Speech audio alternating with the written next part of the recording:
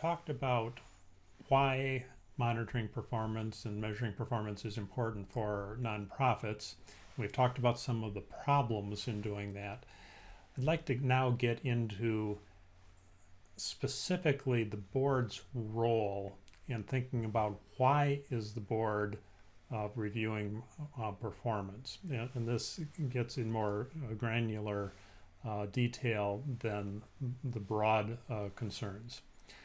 And the reason this is so important is that the role the board is playing as it's looking at or asking for performance information determines, one, what you should be asking for, but it also is very important to guiding what the board does after it receives the information.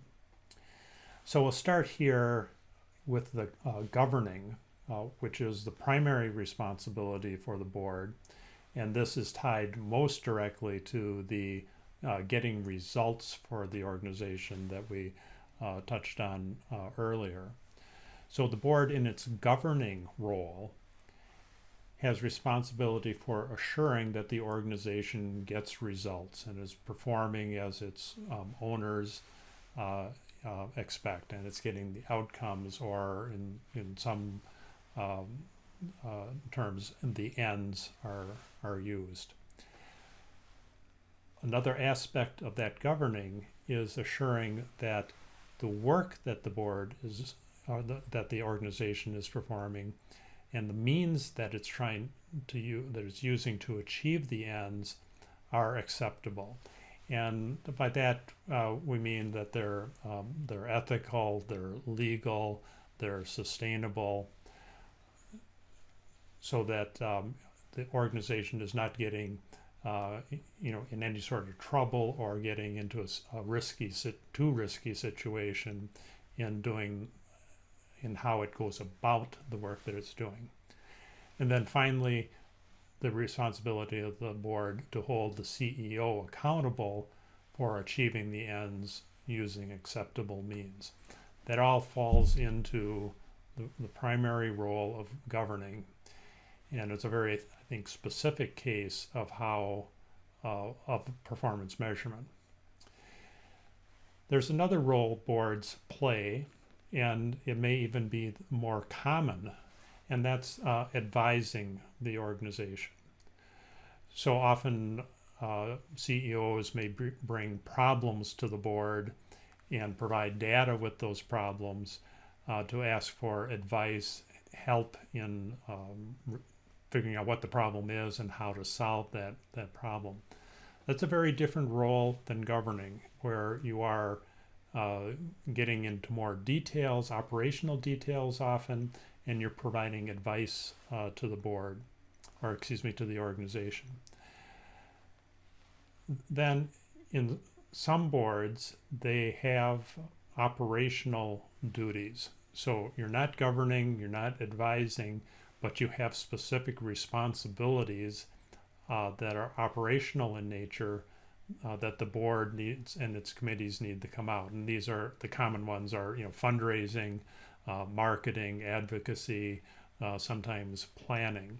So you have different information needs when you're performing those roles.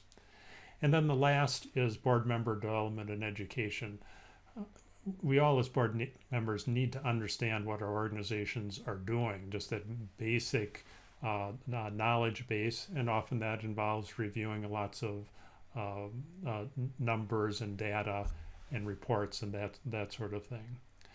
So as we go through the discussion, we'll be focusing most on the governing side of it because that's the one most tied to achieving results. But it's always important to keep in mind as you're looking at data that you're asking the question, why are we measuring or monitoring this? What's our role? Are we in our have our governing hat on, or are we advising, or are we doing our own work? And then what actions, asking yourself, what actions will we take as a result of looking at the data?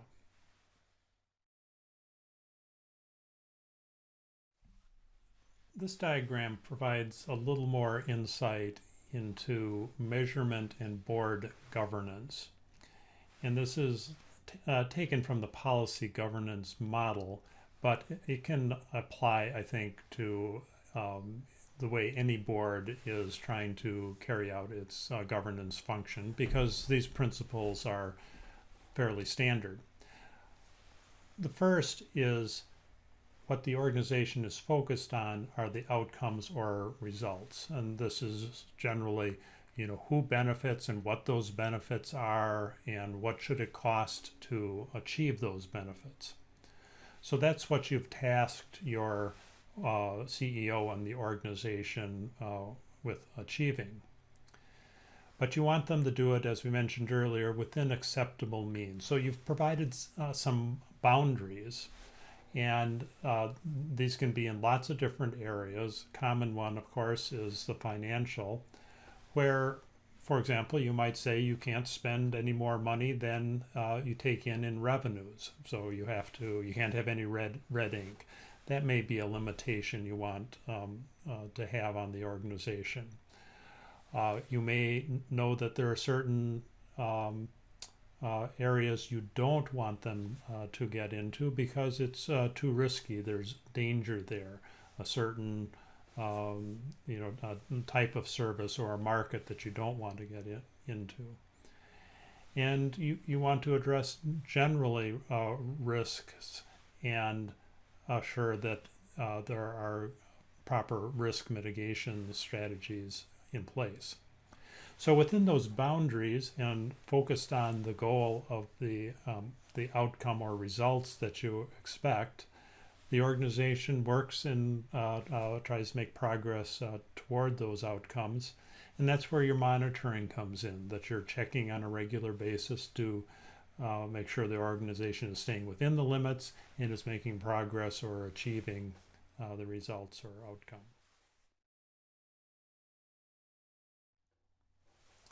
I'd like to cover now the difficult process of how you identify and measure the ends or the results that an organization should be achieving.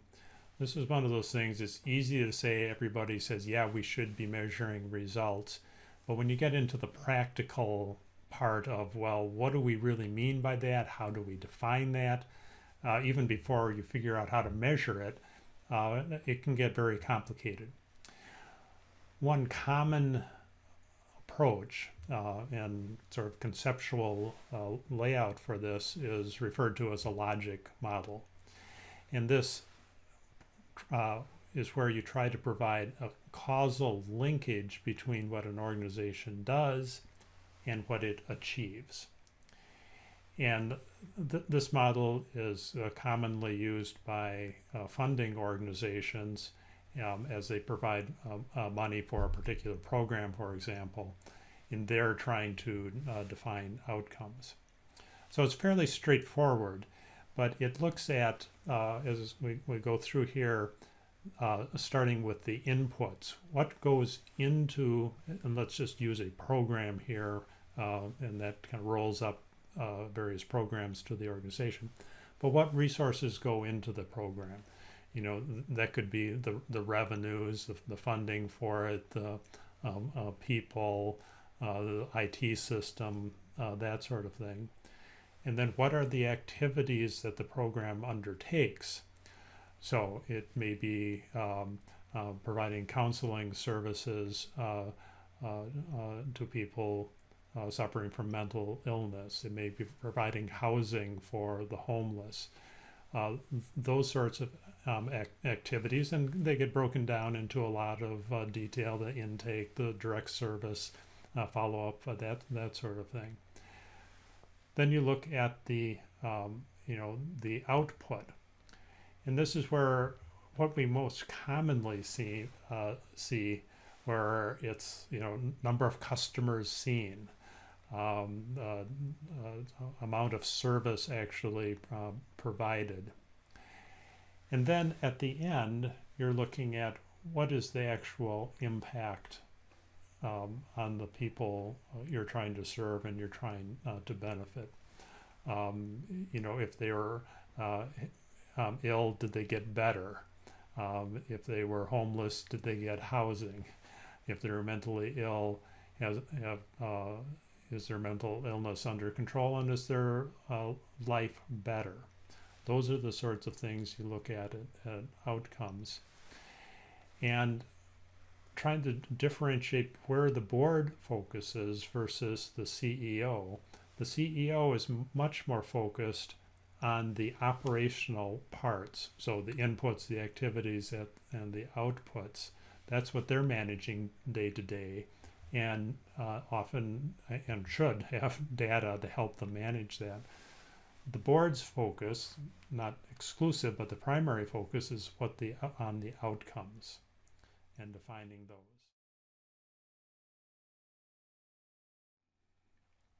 So when you go about trying to define the outcomes, keep in mind that outcomes or results describe the effect an organization seeks to have on the outside world. And this is really the only reason the organization exists, is to provide worthwhile results. And you can remember back to the video clips we showed at the beginning of the executive directors talking about just this concept. There are a couple, I think, practical questions you can ask in helping to figure out what the outcome is for your organization. The first is defining who do you want to benefit? What's your kind of target population that you want to receive the benefits of the services?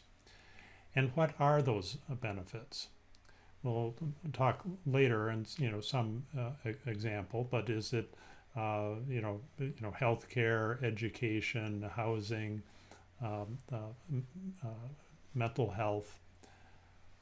Define what you'd like to see occur after you've provided your services. How can you tell if the people you're serving are better off?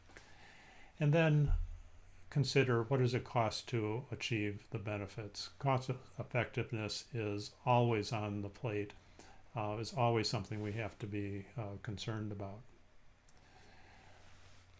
Some guidelines in writing up what your results are is to make sure you're separating the activities and outputs from your outcomes or your results or your ends, whatever you want to call them.